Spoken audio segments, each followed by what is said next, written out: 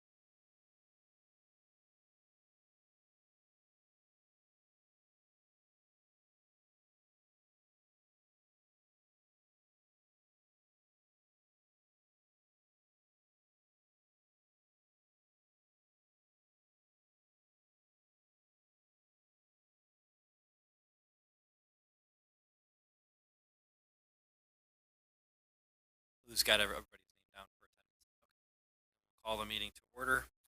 Do we have any public comments? Not on the agenda. Okay. Then we will move on to the economic development update. Yes, that's going to go for that. So, turn it over. Hi, do I need to turn this on or is it on? Okay. Make sure to say your name. So Yes. people listening. I'm Charlie Eldridge. I'm the contract economic development director for the city of Harvard at the present time.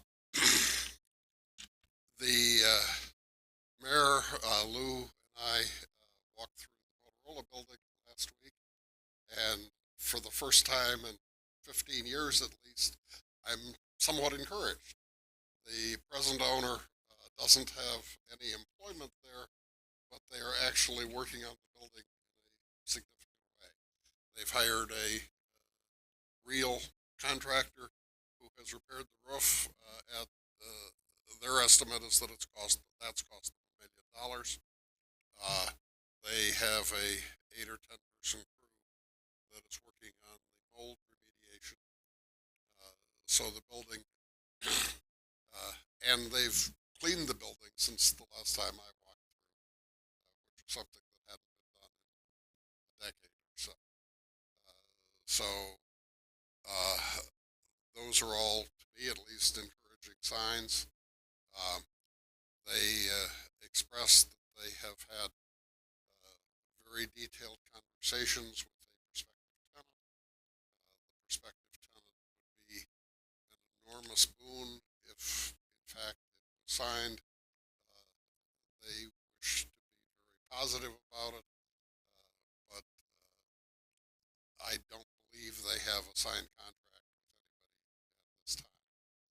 Still, I think they're telling the truth when they say that they have had serious conversations, and the people they've been having conversations with are very serious people. The proposed Popeyes and Starbucks at the corner of McGuire and 14 is on hold, and the developer is hard to reach at this point, which I think means that they don't intend to do anything anytime soon. They do still control the property. I think that in my experience generally, what's going on right now is because of the sharp increase in interest rates and construction costs. Lots of these kinds of things, people are sitting and waiting to see how things turn out. If there's a recession, they won't do it for a few years. If there isn't a recession, they'll probably bite the bullet in 6 months or a year. That's not based on anything particular to Harvard. That's just based on my experience over a long, long time. There are people sniffing around at the corner across the street, but nothing definite. They're Do they understand that corner across the street needs remediation? yes. I don't think it'd be very hard to figure that out. Anybody who looks it up online is going to see that it needs remediation. Charlie, if I can, Jay, yes. I've talked with those people and actually went out to the site. They're well aware. Can we clarify what site we're talking about? Because we changed sites. So Yes, you're this talking is the about old BP site. what used to be the BP station. Yeah. On what is that, the southwest corner? The southwest corner, yes. Okay, thank you. The 110,000 foot addition to Pet9 is almost complete and is partially operational. They seem very pleased with what they've done, and their business is going very well. And I'm hearing murmurs about possibly a further addition a couple of years down the road. So positive. Badger Fulfillment is also talking about the possibility of an expansion in a couple of years. There have been phone calls from people who work with ADM in various capacities, other branches of them, and suppliers to certain of those branches about possibly co-locating with the Petdyne facility. But I have nothing the least bit substantial to report on that. The on the proposed possibility of acquiring an airport and expanding it, we did an economic impact analysis that was undertaken by R1, which is the land planning arm of, it's the Rockford equivalent of CMAP in Chicago. They used some very sophisticated software and came out with some eye-popping numbers. On the other hand, it is general information and talks about the impact of this over decades, and doesn't really speak to where that impact would be located. It would be located probably in a large circle around the area. Perhaps some of this will happen if it happens 30 miles away. In any case, we're looking into a next step study, which would be locating the ideal alignment and location for runways. And that study presumably will be undertaken in the next few months. Other than that, I really have nothing to report, but happy to answer any questions.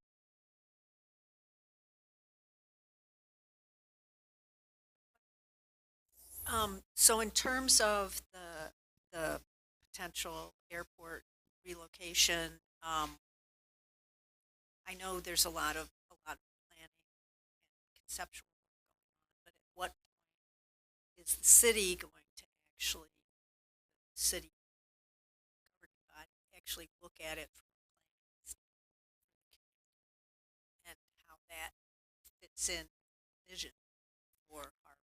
Well, I think that probably is having something that is solid enough to actually plan around is probably 1 to 2 years away.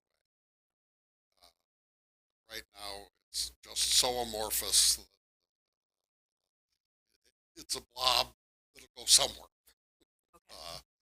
But I've already had a conversation with Lou about it. That if this does go forward, part of undertaking it should be really a comprehensive update to the city's land plan, looking not just at the present jurisdiction of the city, but perhaps significantly beyond the 1.5 mile normal planning area around a municipality by statute in Illinois, because if this does go forward, it's going to be such a major project that it would have an impact far beyond that. So would you imagine then involving other, like, nearby municipalities in that? I mean, because we really don't have authority to dictate land use outside of the mile. No, but while we can't dictate it, we certainly could advocate for best practices and come up with a concept that we'd recommend to others. But I don't think you'd want the plan to go all the way to other municipalities. That's a little far. Okay. But I mean, it may well add to the population of Woodstock, say, but they'll have to plan where they want the residences are.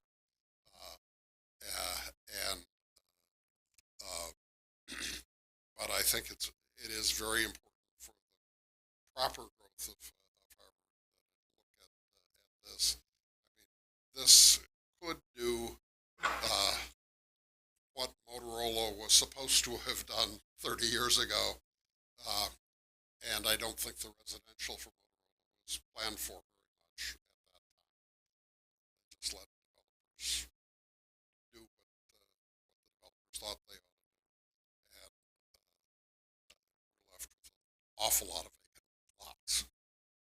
Well, I could see doing something jointly with the county, sort of a sub-area plan. They've done that for other areas, like Yes, along the and, Fox River and whatnot, where it's sort of a special Yes, focus area. I think Yeah. that's exactly what you ought to do at that time, but it's premature at this time. Okay. So, but you said a year or two. It's A year or two, we might have a couple of choices of where to put the runways, and that will then, and then some concept of where you want to put the businesses around the runways, and you want to keep residences probably as far away from the runways as you can. Yeah. Although I will say that the kind of aircraft that would be interested in Harvard are much quieter than what we think of, and much quieter than most of the aircraft that are presently landing and taking off when you go to O'Hare. Yeah. Anything else? I would just wanted to add, we have been engaged with at least one cannabis grower that's interested in Harvard. Yes. They met with us. I just don't know yet how seriously. Yeah, Harvard would be a good location for what they wish to do. The people we met with, I don't think control where that license is going to be located. So they are advocating to the firm they work with that Harvard be a location. But I don't think that they make the decision, and therefore what their advocacy means is something I can't evaluate. What happened with the other grower? I mean, did they locate somewhere else? So the one grower that was really interested in the city of Harvard, the building that they wanted, they could no longer maintain their interest in, so the building was sold. So there currently is not a building available that meets their specifications. I will say that everybody I talk to believes that the number of cannabis licenses, both for growing and for dispensaries, is over the next 5 years going to increase dramatically. And I think that if we don't get things this round, we will be candidates in the future. I just wanted to add, like Charlie pointed out, being the new person here and looking kind of at what happened with Motorola, we're emphasizing where the residential would go, which will also help businesses and ancillary places to develop around the potential airport, potential runways. Along with that, we were in this last month. We were talking with a developer about an area of town for development, workforce housing style, with a little bit of senior housing as well. So we're trying to locate sections inside the city that are still sitting vacant for development. But the emphasis here is that in the past, especially with Motorola, it was kind of letting the market dictate. And of course, whenever you have a new development, sometimes the market sits back a little bit. Well, by the time things started to take off, Motorola was gone. This time around, one of the things you'll probably hear, at least from Charlie and I talk about, is the city being a bit more proactive in develop or like driving that residential, so that we can not necessarily control it, but nurture it along a little sooner. in my experience of residential developers, they're kind of like lemmings. They will build where everybody else is building, and they will keep building regardless of market conditions until whoever's loaning them the money to build stops loaning them the money to build. And so historically, it has been boom and bust and bust. I've been through, I think, 6 cycles of that in my career. So I expect to see another one in the next 10 years. Anything else? Thank you. Sorry, can you give an update on the enterprise zone and where that stands? So, Well, the enterprise zone amendment, I'm actually meeting with the head of the enterprise zone at DCO at 10:30 tomorrow morning in Springfield.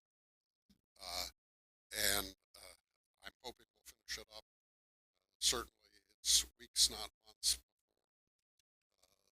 before it is adopted. The strategic plan that we undertook last fall, there was a facilitator was very substantially delayed in his report because he had a lengthy illness, and I've just received the draft of it at the beginning of this week. Just sent my comments back, but I'm expecting by Friday or Monday to circulate that to people who attended, and in early March we'll have a board meeting to discuss it. I believe that Lou is being added to the board to replace Dave Nelson.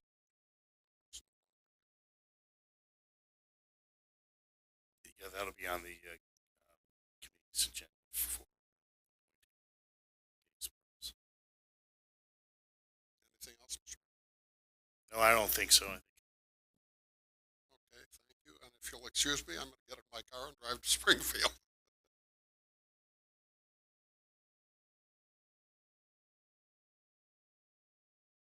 Okay, looks like we're going to be going over parking alternatives, property located at 309 Division.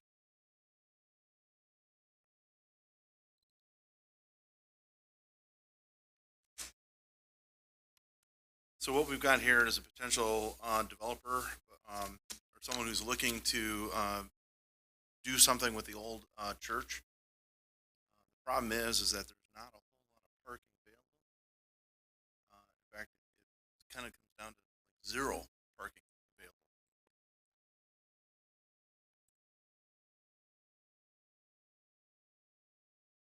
And there's just not enough yardage in front to cut into that without interfering with the walkway.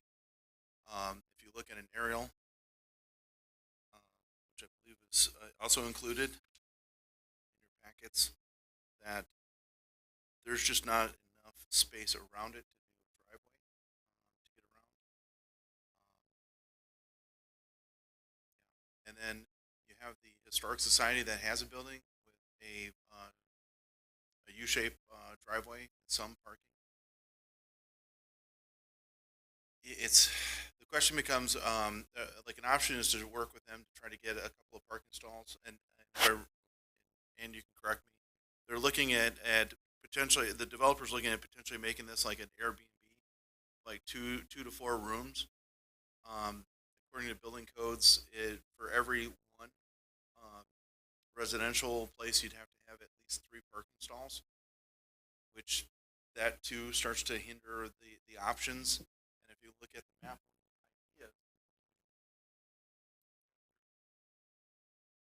potentially take 3 to 4 stalls here, then when you get to the front process, Route 14,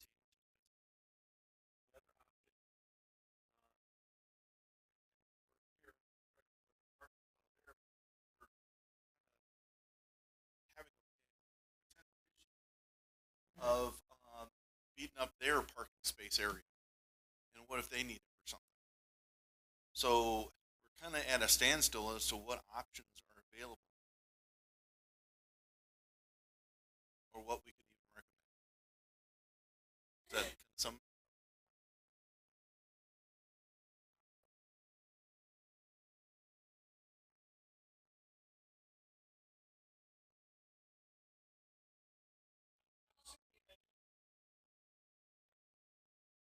right, With an Airbnb, it's probably gonna be primarily weekend stuff, probably for the Star Line, and those businesses I don't believe are open on the weekend.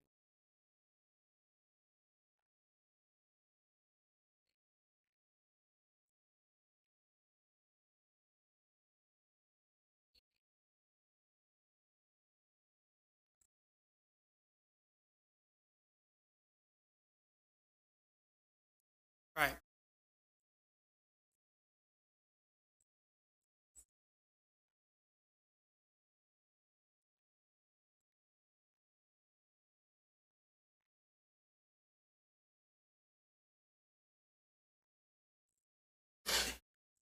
What if somebody uses it as a church, then they don't need parking?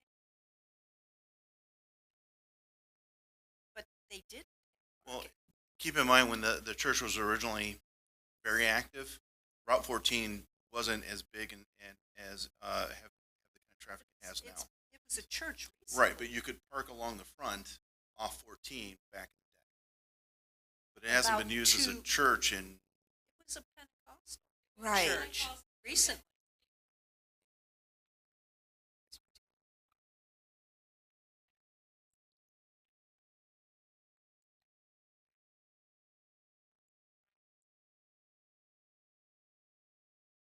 So I was a member of that church, Pentecostal church. We had to park across the street, but there was 3 slots in the back where the pastor would park and the wife. So there were some parking space in back of the church. We didn't think that the museum owned that, unless the whole.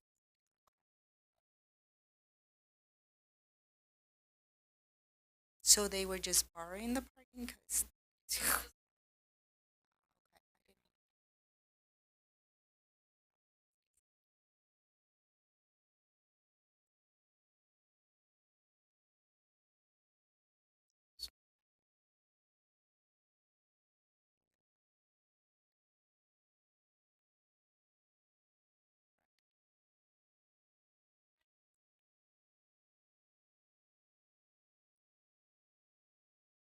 to add to that, the second, what if it moves or they decide to sell that property down the road? I mean, we're looking, some of these are temporary situations, but we're trying to look for something that's more permanent to try to make that more attractive. Otherwise, hypothetically, if the historic society shuts its door, sells the property to somebody else, that owner could say, no, stay off my land. And then that building is essentially landlocked without the ability to have any parking. So that's why we're bringing this up. We're kind of stumped. We looked at it in every possible way except for other hover.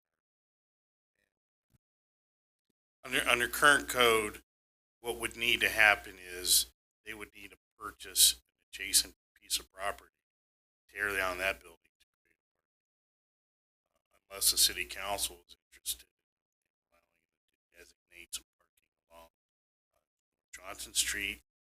Otherwise, they are stuck to surface parking. They might also be able to partner with the school district and see if they can rent spaces over the school district. But you're talking half a block walk. I don't know that a business would be interested in buying the building without having convenient parking. So this building has been for sale on and off for quite some time, and I think that's the reason why. There's no solution that makes sense that fits with. Well, it seems like, given its location, that we should be thinking of it as part of Well, our how is it, downtown commercial district. how I mean, is it's it right zoned? there. so it is. And in our downtown area, we don't make each business have its own parking. That's part of. No, they the could deal. use surface parking, Yeah, right? exactly. So, that's the discussion we have to have is for, what is the zone where we're not requiring that surface parking, for each individual business like we have on 14, down south on 14, but up here where it's part of that downtown, part of the, I think what makes our downtown, gives it part of its character is that you don't have all these parking lots, you have on-street parking. It's very, These parking spots that are over on Johnson Street that we potentially designate, what would be the feasibility of setting up a crosswalk at that area to go across 14? Is that That's even, the state. That's the problem. so we would have to work So with IDOT. 14 is controlled by the IDOT. state, IDOT, and Yeah. IDOT does not like putting crosswalks in mid-block. Yeah, I got said disaster. I mean, we When it had- comes to things like this. yeah.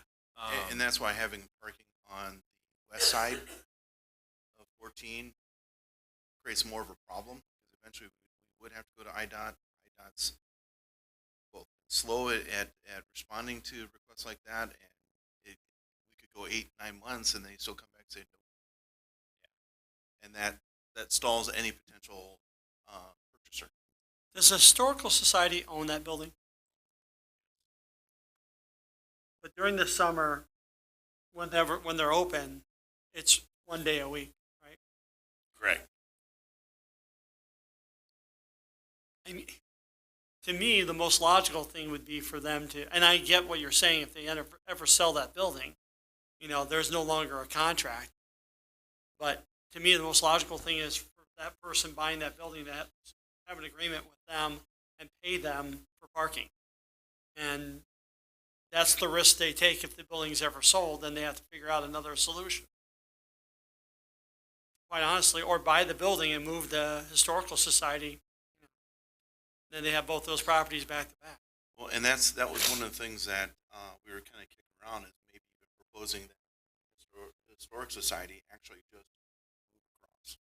Like the bank donate the building or drop it, because talking with the bank, they've already written off their losses on that building, and they acquired the building with it was essentially just given to them, so they're not out anything, and there's a potential tax write-off by donating. If they donate it, then the Historic Society can actually move their stuff across, and we would have the properties merged so that it's always linked together. There's always some sort of parking spot. So that was one possibility, but that means it would stay a not-for-profit parcel and not one that could generate revenue.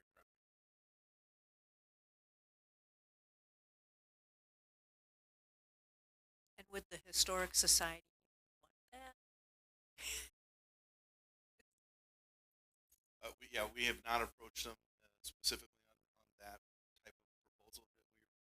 That in our spitballing of trying to come up with a solution, that was just something that, like wild hair. What if this was? So what would it take for the person buying that property to actually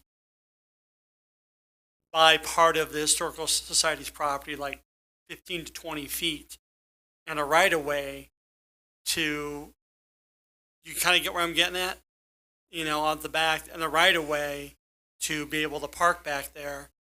I mean, the Dairy Queen next to me bought property right up to the bowling alley years before we ever took over it. I mean, their driveway is like right on the side of our building. So I'm saying that might be the best solution. If someone wants to buy that, they go to the Historical Society and say, I want to buy the last 15 feet of your lot, and I want to buy a right of way so I can park cars there. And then if they ever sell the Historical Society, that right of way has to transfer, doesn't it? Yeah, well, I mean, that's the best solution to me. But keep in mind too, then if they were to sell that lot to somebody else, then whoever purchases, now that, what you're doing is essentially going from being landlocked on one to being landlocked on the other. Because, it-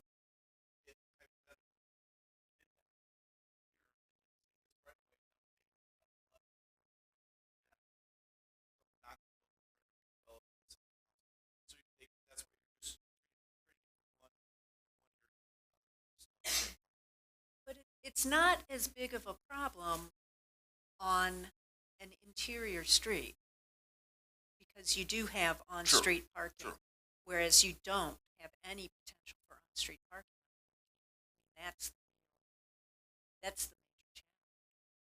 Is there a door on the back of that church? Well, and if you, So how do you get, there's a walking path along. oh, okay. Yeah, there's a walking path. Yeah. Oh, I So see. you could get along. So that's one what you side do, of you the park it, so you have to, but you have to pull your car in through that other lot to get to the Right. back. That's why you buy a right of way. And they've got two entrances into that church, right? You buy one side of the right of way.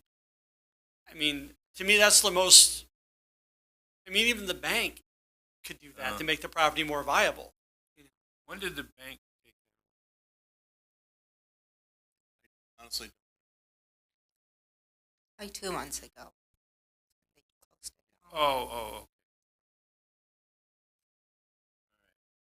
but that's something we could approach the Historic Society and see if that was an option. Try to loop the bank in. Yeah, I'm just Try thinking and make about it more this right viable. now, Mike.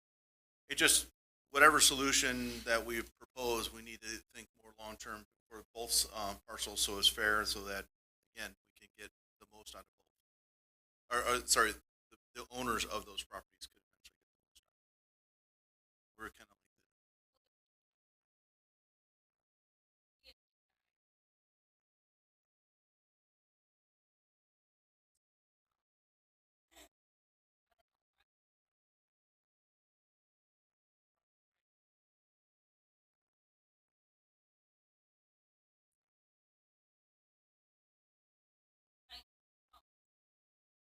Well, an Airbnb would be perfect because you're not going to get a lot of traffic, right?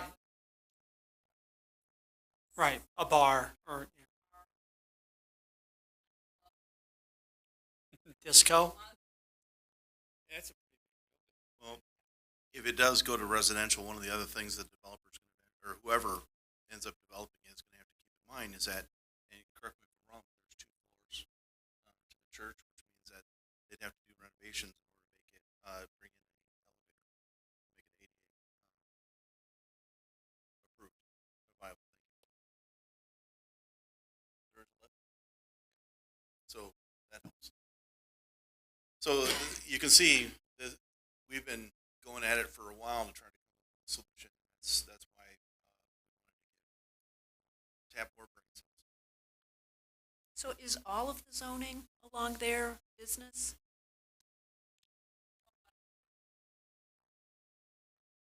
No, on 14.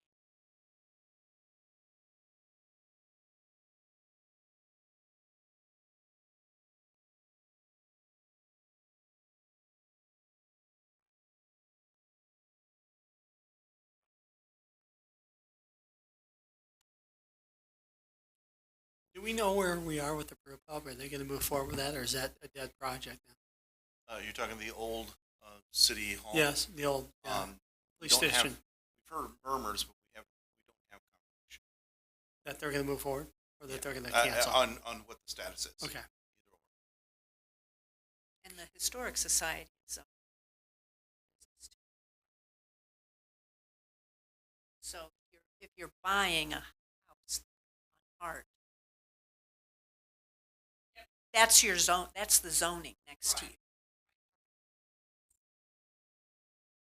Right. It is, but it's zoned commercial. But if someone bought it Yeah. and wanted to create a nightclub, they could. They could, exactly. I mean, really, because that's what zoning is. People on Hart Street would be happy with that. I think it's probably a good idea for the city to approach the Historical Society and run a few of these ideas by them, especially if there's a possibility that the bank could be looking at being involved for the tax write-off and transfer of the building, because I don't see that the way that that property is laid out. I don't see that being an overly approachable property for any real development either, because you don't have quality parking. You just kind of have like, you know, back alley parking there. So I don't want to say that I'd like to see a parking lot there, but I feel like that actually might be the most utility use for that property, especially if the historical society is only using it one day a week. That's basically a dead building. As it is. So it would be, I think it would be a good idea to approach them with a few of these ideas and see, just at least feel them out and see how they think about it. Maybe even approach the bank and see how serious they are, and then we can put together a serious idea of what to move forward. Because we're probably still looking at a year or two before anything happens with it.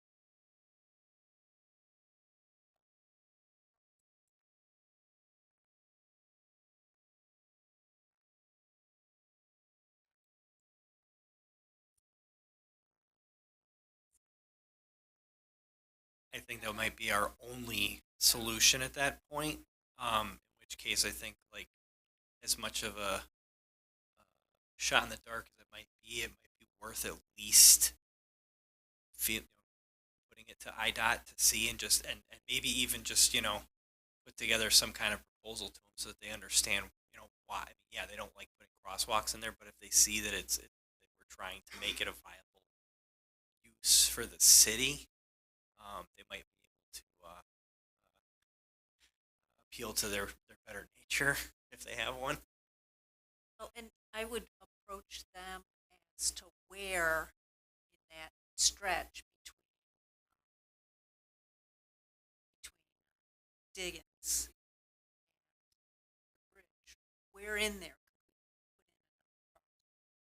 Well, yeah, because I think even at some point having a crosswalk in there would be almost a good excuse to get Yeah. one in there, because the next closest one I believe is all the way up at the school crossing, Right, or exactly. up by Diggins. Yeah, basically Yeah, up by up- Diggins. up So by Diggins. you've got Church Street and then all the way And up by then- the school crosswalks. So where in between? Because that's- I would say probably the halfway point, like So somewhere where about in halfway. there? Because there isn't a natural intersection, right? So where could an additional crosswalk? And it looks like it's somewhere I could that see Sumner, Johnson, where that somewhere in there. where that intersecting sidewalk is at the corner of the parking lot. It wouldn't be that unfeasible to just run the sidewalk straight across. And and just create the crosswalk there, and maybe have it be. I mean, in theory, you would have it be one of the crosswalks there's no stop sign, there's nothing there, but there could be some kind of flashing traffic light like they use in some of these like smaller scenic towns, where when someone needs to use it, they push the button and then it flashes a light and everybody's got to stop. And I don't see. We could also potentially say, hey, look, we already have a crosswalk for the schools, and it's used multiple times a day. We have crossing guards stop traffic, and it has never caused a major, major pile up or any kind of major traffic problem. And we shut down sections for Milk Day for the parade, and it doesn't cause national news problems or anything. So I think a crosswalk would be feasible, even though it would take a long time to get approved. But I think Johnson would be our only option. I have really see a question anything about else. Johnson. Do they allow overnight parking?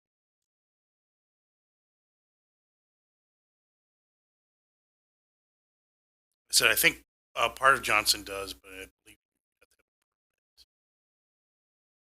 I think if we designated specific spots that would be for that property, it would just be a matter of adjusting for those specific spots and signs saying these are for this business and overnight parking And is then, allowed there. and to add to that too, is then you would assign actual parking permit stickers or whatever the permit would be for those spots to that. Well, I like to stay at bed and breakfasts and unusual hotels. I've been in a lot of situations where it's a boutique hotel in a downtown small town. They'll give you a special placard on your windshield that you're parking on the street, but it says that you can be there some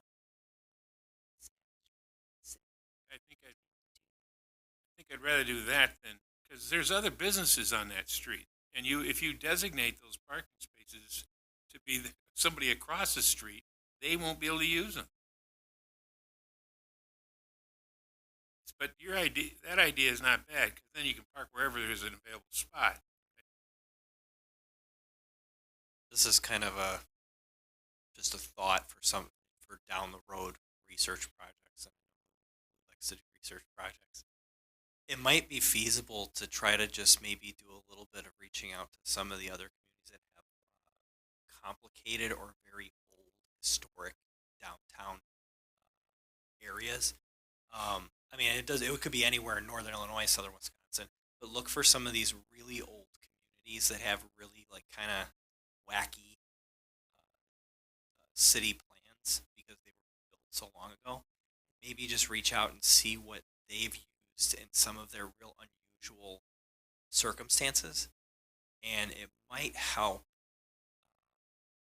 It might help for us to be able to put together some kind of concept for down the road for how to handle some of these historic buildings where they were built 100 years ago and there was no thought for car parking because people were still barely driving cars and still using horses, so you had horse hitches instead of parking spots.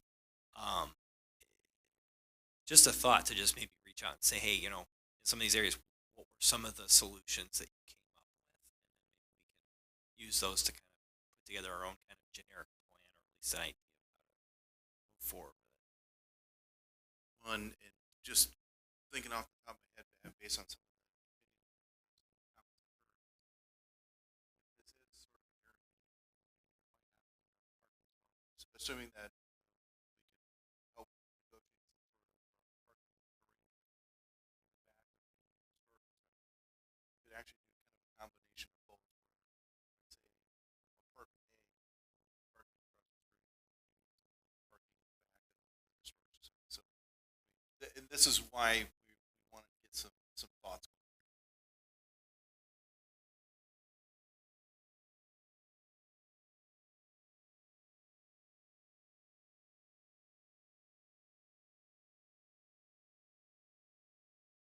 Okay. I believe the next one was Luna's addition to the agenda, so I will let her lead that off.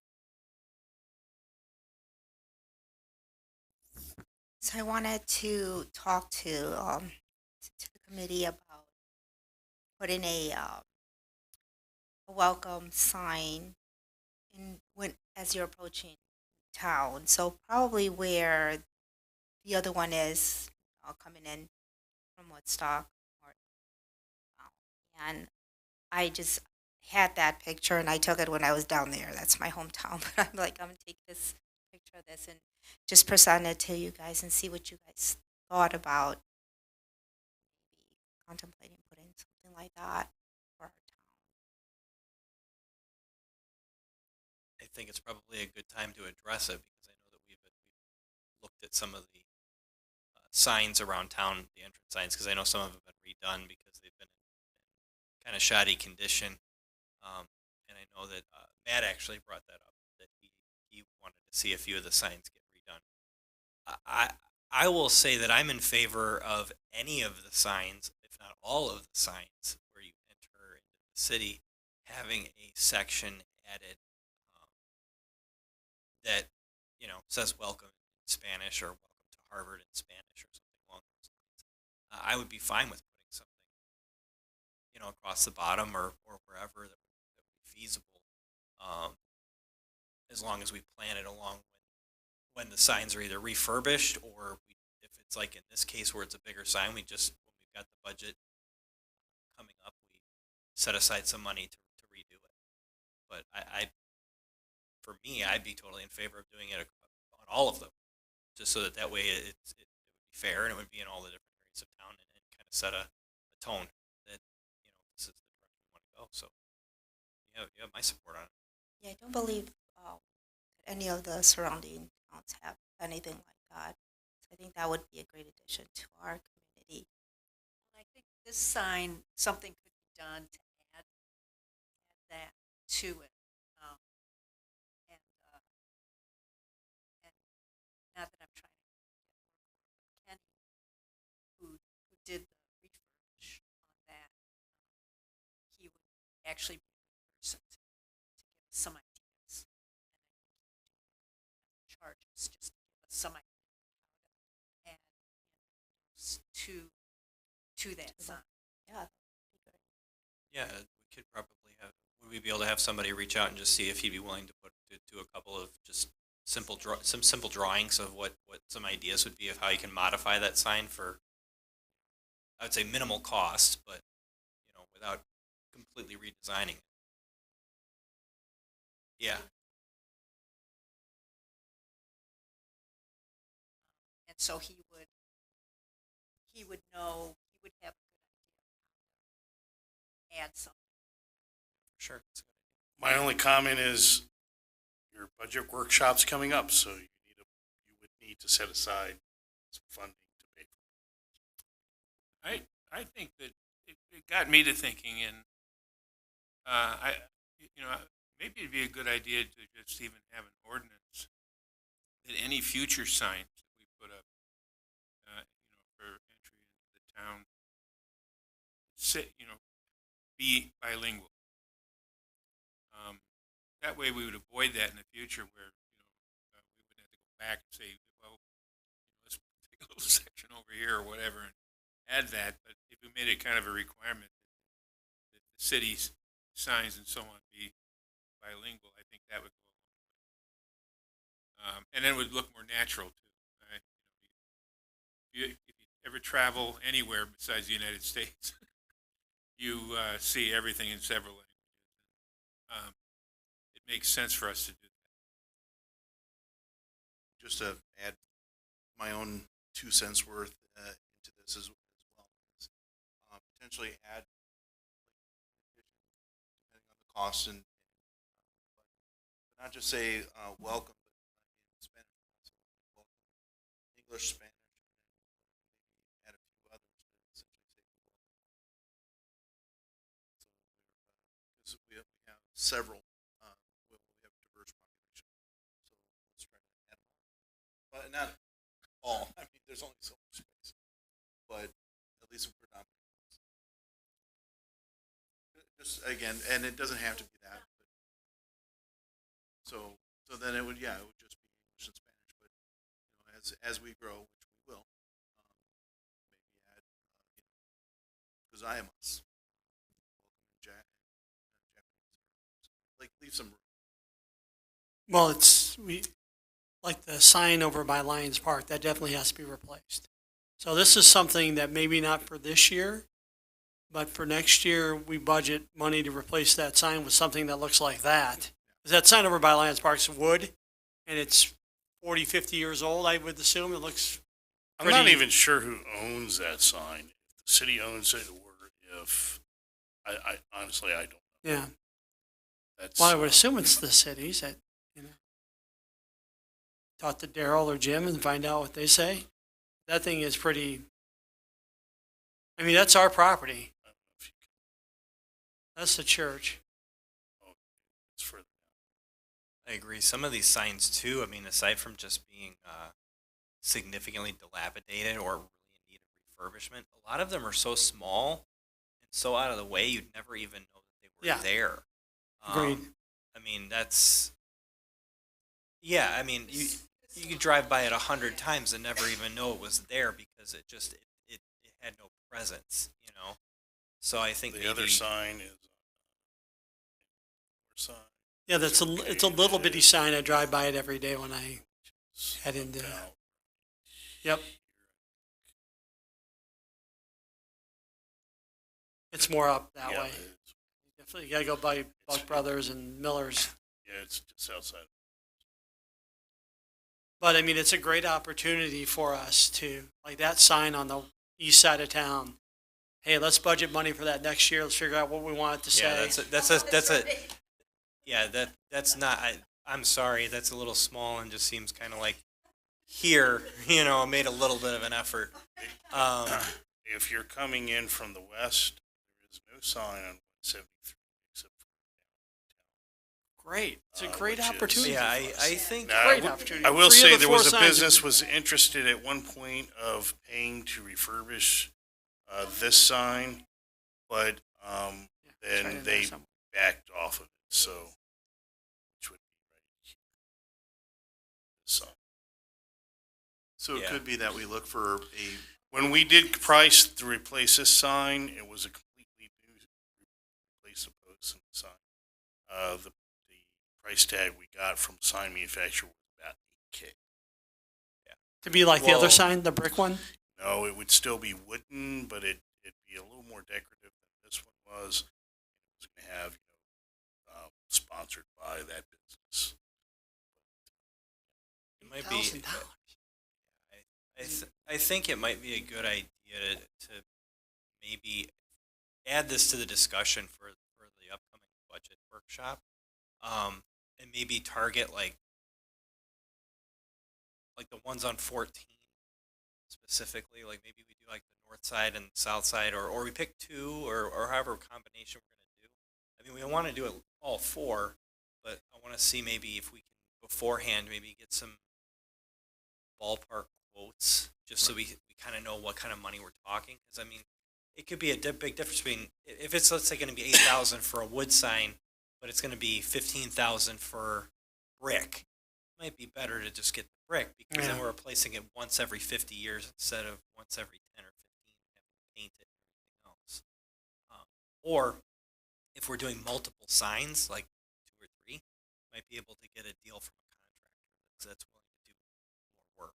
and make it, so a suggestion here would be to make it one sign that we're just putting in all the locations. Correct. With- Yeah. So that we're have not. the- There's the not. Yeah. Welcome, in English and Spanish. So yeah, this way it's also uniform, wherever we put it up. So as we grow, we need another welcome sign. Well, and maybe even reach out to some Mike sponsors. Reach out, as I know, like a lot of times when you come into towns, the different organizations will badge it like Rotary Club, if there are any left, or the Lions Club, things like that. So if there's any businesses or organizations in town that want to advertise or are willing to say, hey, put a few bucks towards it, and we'll put your sign up for a minimum number of years or something like that. I mean, reach out to Rush Creek, or the Pet Dine, That time, yeah. Jay's Lanes, it might be feasible to reach out and just float these ideas and say these are good advertisements for people I thought coming through. Jay's Lanes was gonna buy them all. Hey, reach out, see how they feel about it. So yeah, we'll try to kick around something to come back to.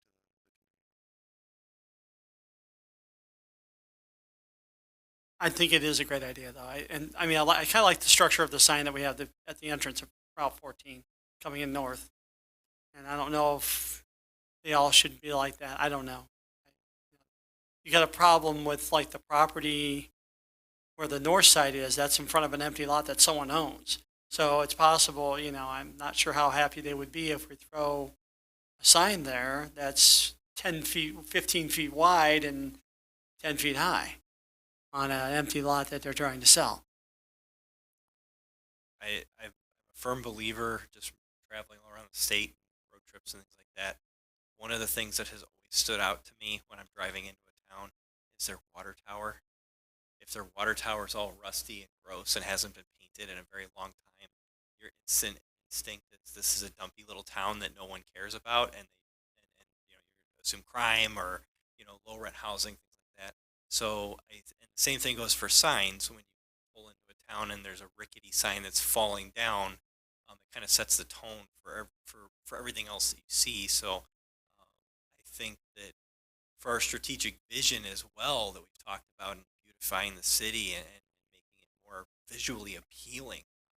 I think I think it should be a priority going forward. It's kind of been something we kind of touched on. We had a few extra bucks here or there, but it might be a good time to really put some energy into that. Our water towers are only rusty on the inside. Hey, nobody asks how the sausage is made. They just like it. So, as long as the outside looks good, that's all that You can matters. always put hot and cold between the two of them.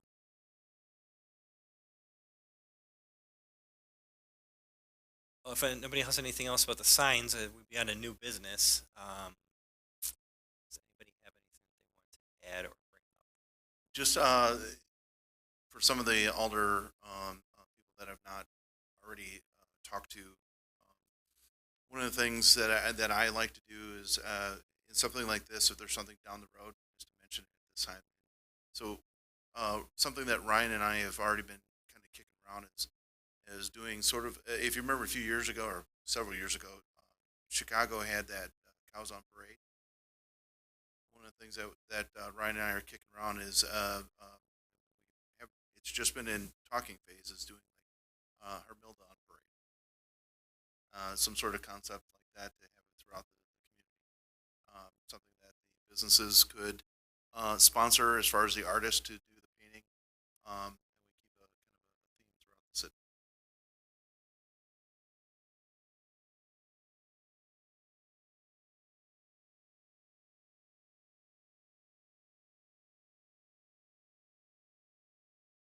Whatever. There we go. Yeah, but Motorola had one inside their plant with those cows on parade. But I do like that idea. There needs to be, why not? Milk Days has 3 more of those, you know that, right? There's 4 of them altogether. Well, we They're are hiding them from us, Mike. They're keeping them from the community. They're waiting for Renko steals it. Speaking of Harmilda, though, I came to Lou and Mike, and this was right after Lou started. Something that I've noticed driving through during Christmas time. I noticed that Harmilda is not lit up at all.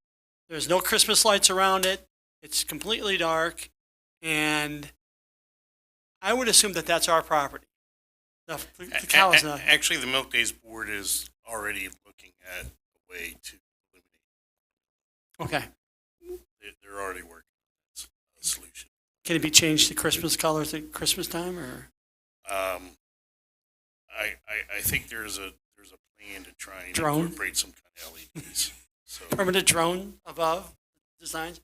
Maybe one of the spotlights principal like problems Christmas Chinese is the current pedestal where it's at, the lights underneath. People would stand on it. Yep. And they broke in the covers. Water's gotten in. And those fixtures. And so another idea is to try and shine a light down on it. But we have to be very careful because at 5 points, you have to be careful when you're pointing kind of a spotlight because of traffic. And yes, has to be shielded. And then actually finding a post that is convenient that we could connect to because we can't connect to IDOT's posts. So they are looking at a way to fix that problem. So whether or not it would incorporate a Christmas theme or not during the holidays, I don't know, but that is something that I believe Bryce was working on a solution Right. as an electrician.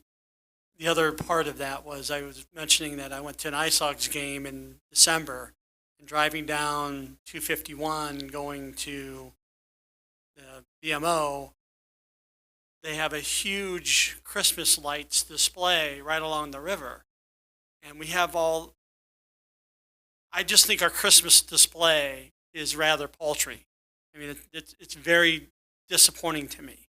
And when you've got that corner, the school district owns, we can put things there. We've got where Harmilda is. We've got the other corner. We've got the street. And all we do is wrap the trees in lights, and that's all we do. Whether we want to allocate money to do something, I don't know.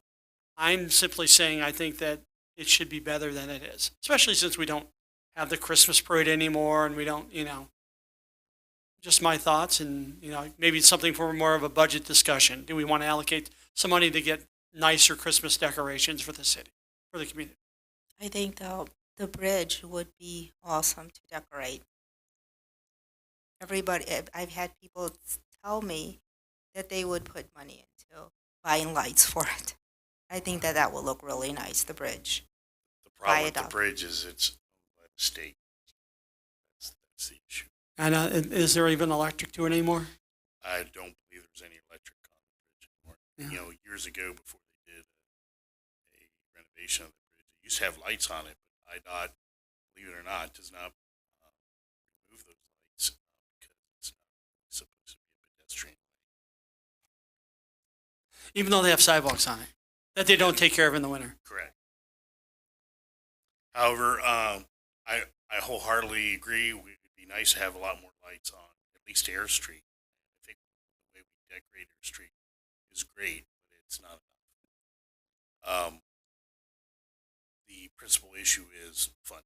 So Right. that's up to you. If you want to allocate funding to purchase more lights to put them up, by all means. It's always been an issue of how much funding do you want to dedicate to that purpose versus purposes. I get it. And didn't we just get new Christmas? We just bought new reefs Yeah. because the reefs were they'd been in service Right. for about I think 12 years. Yeah. Oh yeah, they So were bad. They were, yeah. they were incandescent bulbs, and we've got LEDs now. Also, I think part of the issue, which isn't so much of an issue now that LEDs are available, readily available, but there's only a certain amount of power available for lights to be hooked up to, and so you could overload the circuits with incandescent bulbs. But now with LEDs, I think there's more opportunity to add ones. I will say I do like the idea of like a Hermilda kind of campaign. Because one of the things that always comes up every year living out here is every time Groundhog Day comes up, it's all about Woodstock, and all over Chicagoland, everybody all of a sudden remembers Woodstock. But I've even run into people all over Chicagoland that know about Hermilda when they ask me where I'm from. I'm like, oh, I live in Harvard, and the first thing they say, oh, isn't that where they have the cow? So I mean, they have no idea where Harvard is. They don't even know, what Harvard is or what county we're in. But they know of the cow. So it wouldn't be. I think it would be a good idea to try to do that. And I think if we kind of maybe try to reach out to some of the local media, might be it's just something kind of kitschy and fun to report on. If we do something like that. Well, and if you had local businesses, then having working with local artists on, I think, because there's a lot of local art talent in Harvard, and I think that it could be very. Well, and the thought, just again, this was 30,000-foot view planning here, was to reach out to McHenry County Community College, their art department there, the high school, their art department, and at least as far as getting the cows or getting a design that's kind of fun, but not exactly cows on parade, but something that is truly Hermilda. And from there, then to go and start work with the chamber. So the chamber and the city is working together about trying to get some businesses to sponsor the artists And- to come in. Like, Well, at least pay for the there are about supplies. 30 artists that have studios in the Starlight building right now. See, So, I mean, we've got professional artists and a lot who live in town. It might also be, while we're discussing this, it's just a thought, but it might be feasible to reach out to the Latino community as well, if this is something that ends up getting off the ground, to help bringing some of their artists that may not be more well known in the wider community to maybe participate and include some cultural, poignant things to add to it as well. I think that'd be a great idea. So you can see where this can be a bit of a bonding moment for the whole community, every aspect of it. So that's kind of what we're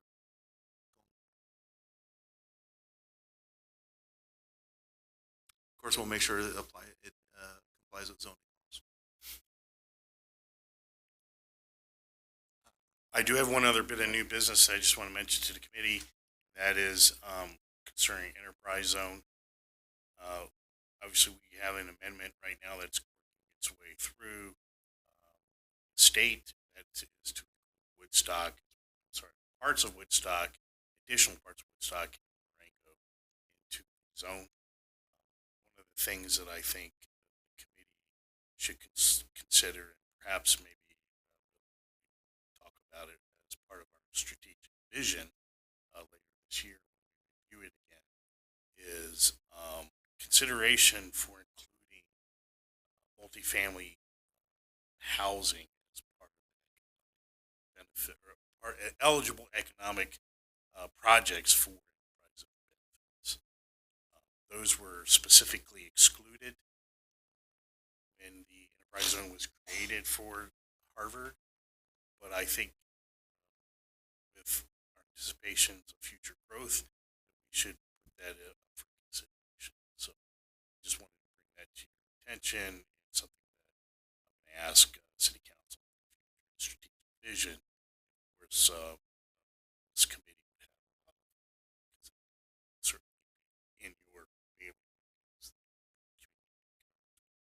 So that's all. Anybody else have anything that they wanted to add before we adjourn? I will accept the motion. Motion to adjourn. Thank you, Jay.